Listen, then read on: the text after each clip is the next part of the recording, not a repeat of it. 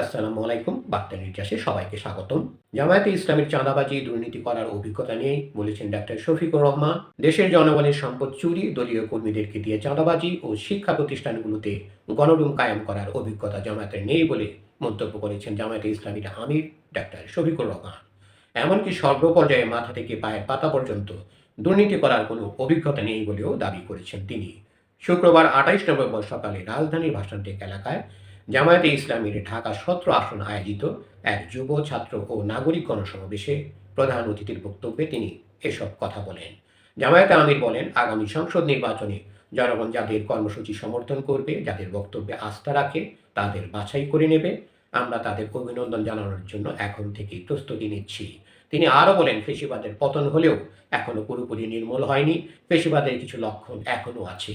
দুর্নীতি, চাঁদাবাজি, দখলদারি, মা বোনদের ইজ্জত নিয়ে টানাটানি এবং দেশকে অস্থির করার অশনি সংকেতের মতো ফেসিবাদীদের ৫টি লক্ষণ চিহ্নিত করেন দলটির আমির।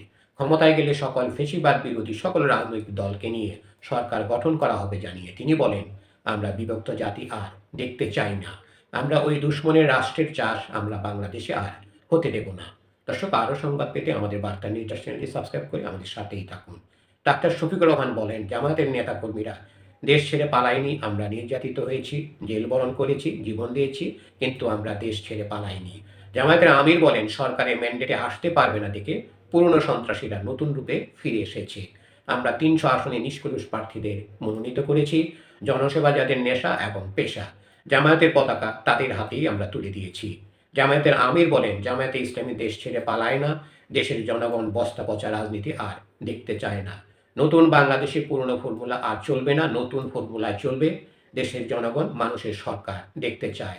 জামায়াতকে দেশের রাজনীতি থেকে ব্যান করার ষড়যন্ত্র করা হচ্ছে উল্লেখ করে তিনি বলেন, দেশের ভিতরে আমরা হাজির ছিলাম, দেশের মাটিকে কামড়ে ধরেছিলাম, বুকে জড়িয়ে এখানেই ছিলাম, জেল বরণ করেছি, জীবন দিয়েছি, কিন্তু দেশ ছেড়ে আমরা পালাইনি। পুরনো সন্ত্রাসীরা নতুন রূপে ফিরে আসার কথা জানিয়ে আমির বলেন, জনগণের হৃদয়ে যে ভালোবাসার পোস্টার লেগে গেছে তা কেউ ছিঁড়তে পারবে না। ধন্যবাদ সবাইকে এতক্ষণ ধরে আমাদের সাথে থাকার জন্য। আরও সংবাদ পেতে আমাদের বার্তা নিউজ চ্যানেলটি সাবস্ক্রাইব করে আমাদের সাথেই থাকুন।